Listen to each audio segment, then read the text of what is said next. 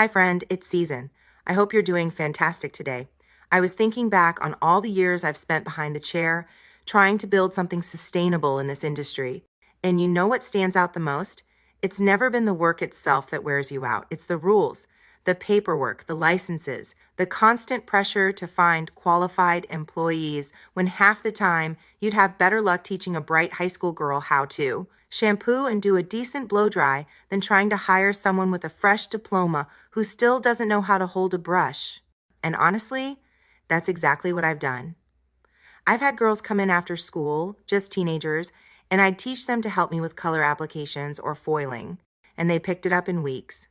Meanwhile, there are people spending $20,000 and a year of their lives in beauty school, sometimes getting a great education and sometimes coming out with zero clue how to handle a real client. So if you've ever wondered why it feels so hard to make this work, it's not just you. And if you're here because you care about the future of beauty, either as a professional or a client, this conversation is absolutely for you. Before we get into all of it, go ahead and subscribe so you can be part of these talks that actually matter to your life and your income.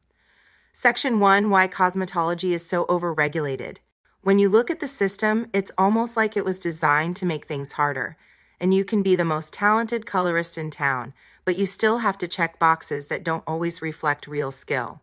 You can spend thousands on tuition, but get no real-world training.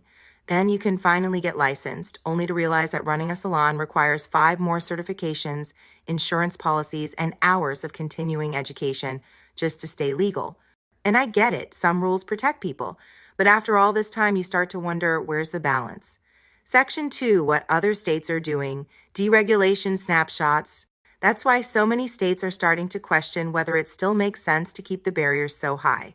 In Georgia, they passed SB 354. Now, anyone can. And blow dry hair, apply makeup and chin, shampoo and brush. No license needed at all.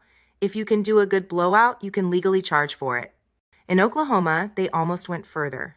They tried to dissolve the Cosmetology Board entirely. No oversight, no licensing. That veto could still be overturned. And Mississippi merged their boards and created a shampoo permit, just 40 hours of training to work professionally. Imagine that. 40 hours instead of a year in school and tens of thousands in debt. How does that sit with you? Would you feel safer or more nervous? Section 3, Florida's mixed approach. Florida has dipped a toe in deregulation already. In 2020, the state stopped requiring licenses for and hair braiding and makeup application, body wrapping and nail polish, and they also reduced training hours by about 20 to 25% for facial, nail, and full specialists. If you've held a license for 10 years with no violations, you don't have to do continuing ed anymore. And there are whispers about going further, maybe even getting rid of boards. It's a lot to process, and it raises the question, do these rules protect people or just create barriers? Section 4, when the system breaks down, Georgia's licensing portal mess. Even if you jump through every hoop, you're not guaranteed respect or stability. When Georgia rolled out their new goal system, professionals logged in to renew their licenses and saw nothing. No record, no proof they were legal to work. People waited months, losing income and credibility, all because of a glitch. That's why these conversations matter so much.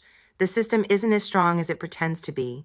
Section 5, the bigger picture, Venus, Pluto, and the collective shift.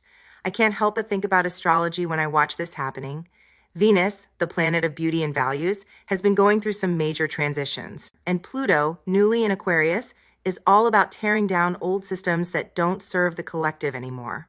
So it makes sense that we'd start questioning, why do we make it so hard to start a beauty business? Why do we charge so much for an education that doesn't always deliver? Why do we pretend the rules guarantee quality when sometimes they just guarantee debt? Pluto in Aquarius is about collective innovation, making space for new ways of working, and Venus is about honoring beauty, self-expression, and worth. It feels like this is exactly the moment to reimagine what cosmetology can be.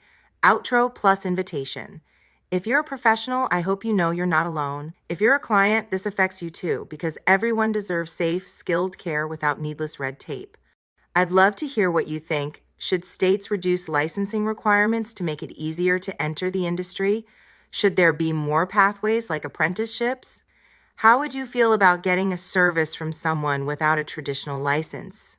If you have thoughts, please leave a comment. I read every one, and your perspective matters here. And if you want to keep exploring how beauty, business, and even astrology are changing, go ahead and subscribe now so you don't miss what comes next.